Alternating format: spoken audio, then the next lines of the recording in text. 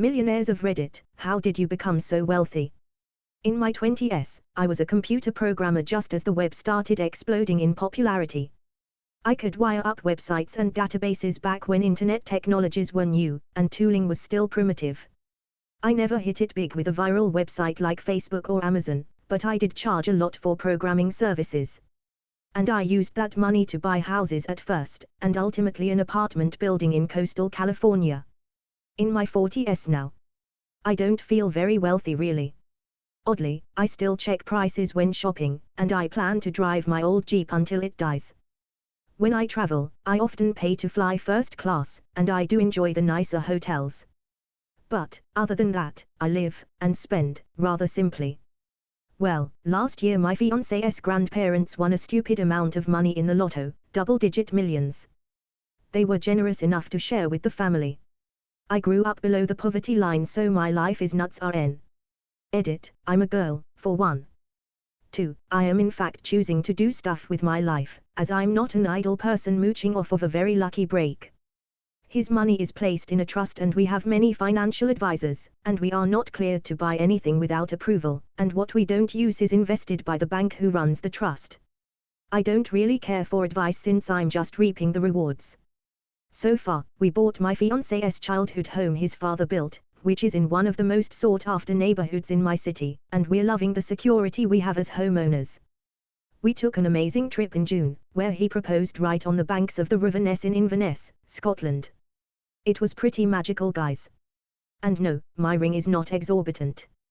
Having the money hasn't changed us as a couple, as we spent a year and a half living in a bachelor suite the size of a one-car garage and still love each other.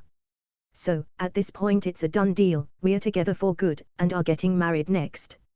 Also, I signed a cohabitation agreement, but we agreed that I am not signing a prenup, and my name will be added to the title of the house after marriage, and the cohabitation agreement nullifies, making everything but the trust mine, so if in the highly unlikely case of divorce, I can go after him for half of everything but the trust, as it is owned by his grandparents, but he is beneficiary.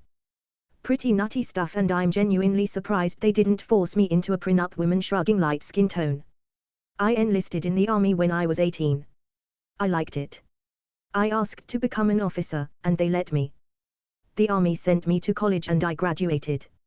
My officer pay was way higher, and in the army you don't have very many bills. I found I could save in between 1K and 5K every month of my life. After my second deployment I was sitting on about 200K. I hired a financial manager, he did well a few years. I've bought and rented out a couple houses. I've got 17 years in the army. Creeping closer to a portfolio worth $2 million and a good pension in retirement. I'm about to make lieutenant colonel. I'm in my late 30s. Just grind and save. Edit gold. Thanks. I should add that this job really sucks and I hate it a lot of the time. But due to the peaks and valleys of monetary motivation I have to do it for a few more years. I live in Eastern Europe. In 1990 I took out a huge loan and bought 10 apartments and furnished them. I rent them out to people, and with the money I earn from them I pay off the loan payments. I do this every 10 years. I have now 30 apartments and one employee who I pay to maintain them and make sure payments and maintenance is handled. The key is finding good tenants and maintaining a good relationship with them. It is not that hard, but a key to this strategy. I am on track of being a millionaire by just investing in my 401k. I started my career at 20 years old right after graduating from college and started investing the minimum to my 401k. Never really thought much of it until I did those calculators and realized that since I started so young the compound interest on any investment account with a decent return would be huge. I would recommend you just put anything away. Everyone tells you to max your investments, but honestly not everyone can invest $18K a year. Do the math of how much $200 a month will grow in 30 years. This might not be the exact answer, but this will easily get you to be a millionaire at some point. I'm not quite a millionaire, but very close, and in my 30s in the UK. Actually, if I sold up and put everything into dollars, even at today's exchange rate, I would be a US millionaire. I'm very, very risk averse, so I don't invest in the stock market at all. I probably should, but I hate the potential idea of losing money I've worked for. My key points were: buy a house as soon as you can. In the last year, I made £40k in in-house price increases. It's not liquid, but you can sell it one day and downsize / move away. Keep a budget, and save everything you don't spend. Know where your money is going, and make sure you're getting the best deal on everything, then when you get paid, put all extra into savings. You'd be amazed how quickly it builds up. Get a good job, and marry someone who also has a good job. 2 salaries are of course twice as good as 1. I chose not to have kids, they're a real money drain. Your choices may vary. Take advantage of workplace pension, and put in as much as you can to get your employer's highest match. They pay in a lot more than you. Take cheap holidays, if you take them. Never buy a brand new car. Balance everything you buy against its expense, and how long it will last you. I think that's all my pearls of wisdom. Good luck. Not me but my family. My dad was piss poor as a kid because he was one of 5 kids to a single mother since my grandpa died when dad was like 11 or 12. Moved out at 17 after getting his HSC, Aussie SATs. Went to work. Worked a lot. My dad's really smart so he was good at what he did. Mum and dad weren't meant to be able to have kids, but when both of them were 40 they conceived me. Dad had just started his own business in the tech industry. But he believed in himself and the 2 mates he started the company with and it boomed. Mum hasn't worked since I was born because she was taking care of me. When I went to school she started doing a lot of charity work. She fell pregnant again with my little brother but he was stillborn when I was 3 years old so I stayed an only child. This year both my parents turned 60 and my dad retired cause his business is, and was, doing so well. We live in a nice house but most of our money goes to charity anyway, since dad knows how it feels to have no money. What doesn't go to charity goes to family. I remember one year at Christmas dad gave his mum, my nana, and all 4 of his siblings $10,000 each, aka $50,000 in 1 year.